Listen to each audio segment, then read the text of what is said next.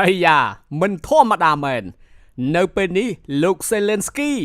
ផ្ដាំទៅរុស្ស៊ីឲ្យត្រៀមរកកន្លែងពាំងគ្រាប់ក្រោយពីលោកត្រាំបើកដៃឲ្យវាយប្រហាររយៈចម្ងាយឆ្ងាយ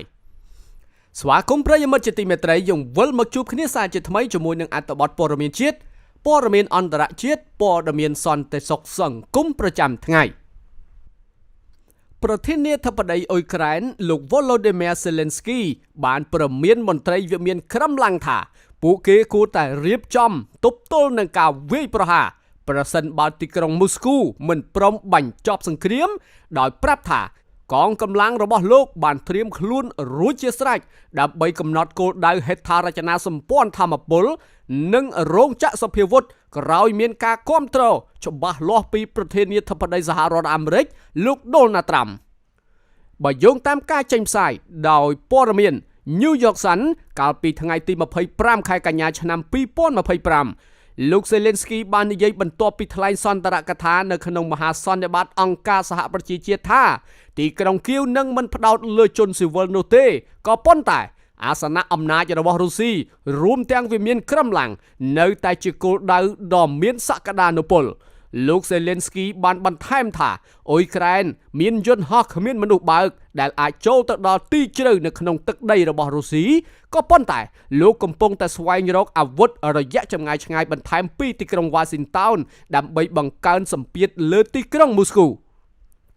លោក Zelensky បានកត់សម្គាល់ថាលោកបានលើកឡើងអំពីសំណើនេះដោយផ្ទាល់ជាមួយនឹងលោកត្រាំនៅក្នុងអំឡុងពេលកិច្ចប្រជុំរបស់ពួកគេហើយលោកប្រធានាធិបតីសហរដ្ឋអាមេរិក Donald Trump ក៏បានយល់ព្រមលើរឿងនេះផងដែរលោកបានបន្ថែមថាការទទួលបានប្រព័ន្ធអាវុធចម្ងាយឆ្ងាយបន្ថែមទៀតអាចរុញប្រធានាធិបតីរុស្ស៊ី Vladimir Putin ឲ្យចូលទៅកាន់តុចរចា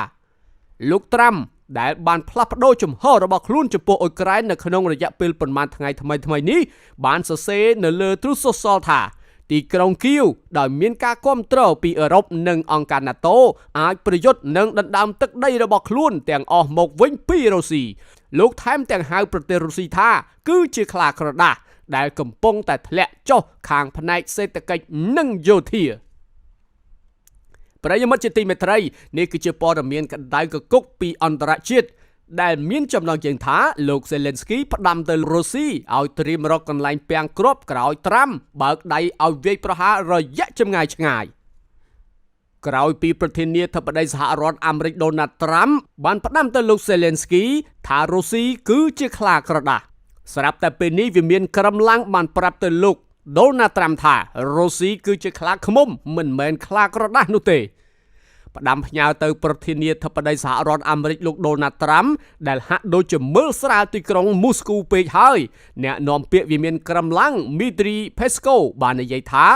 រុស្ស៊ីគឺជាខ្លាឃ្មុំមិនមែនខ្លាក្រដាស់នោះទេ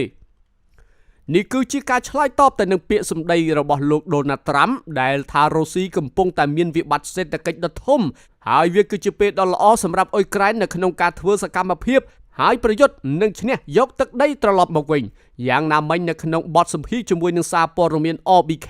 កាលពីថ្ងៃពុធទី24ខែកញ្ញាឆ្នាំ2025លោក Peskov បាននិយាយបែបចំអកទៅអាមេរិកវិញថារុស្ស៊ីមិនមែនជាខ្លាទេរុស្ស៊ីតែងត្រូវបានចាត់ទុកថាគឺជាខ្លាឃ្មុំហើយក៏មិនមែនជាខ្លាក្រដាស់ដែររុស្ស៊ីគឺជាខ្លាឃ្មុំមែនទែនទន្ទឹមនឹងនោះផងដែរលោក Peskov បានបន្ថែមថាសេដ្ឋកិច្ចរុស្ស៊ីបានសម្របខ្លួនទៅនឹងចំនួនដែលកំពុងបន្តហើយអាចផ្ដល់សភាវុធចាំបាច់ទាំងអស់ឲ្យយោធារបស់ខ្លួនវិមានក្រឹមឡើងក៏បានច្រានចោលការអះអាងរបស់លោកត្រាំដែលថាអ៊ុយក្រែនអាចដណ្ដើមយកទឹកដីរបស់ខ្លួនមកវិញបានផងដែរដោយទទូចថារុស្ស៊ីគ្មានជំរើសអីក្រៅពីបន្តសង្គ្រាមទៅមុខនោះទេដើម្បីពលរដ្ឋចំនួនក្រោយរបស់ខ្លួនតាមសម្ដីរបស់លោក Peskov គំនិតដែលថាអ៊ុយក្រែនអាចយកដីរបស់ខ្លួននិងអ្វីៗរបស់ខ្លួននោះគឺខុសស្រឡះទាំងស្រុងរុស្ស៊ីនឹងបន្តធានាផលប្រយោជន៍និងសម្រេចបាននូវគោលដៅរបស់ខ្លួនរុស្ស៊ីគ្មានជំរើសជំនួសផ្សេងទេសូមជម្រាបជាថ្មីផងដែរថារុស្ស៊ីបានបើកប្រតិបត្តិការយោធាពេញទំហឹងលើអ៊ុយក្រែននៅថ្ងៃទី24ខែកុម្ភៈឆ្នាំ2022ជាមួយនឹងការលុកលុយគ្រប់ទិសបើយោងតាមតួលេខពីឧត្តមស្នងការអង្គការសហប្រជាជាតិទទួលបន្ទុកសិទ្ធិមនុស្ស សង្គ្រាមអាយុកាលជាង3ឆ្នាំមកនេះបានសម្លាប់ជនស៊ីវិល 13883 នាក់និងរបួស 35548 នាក់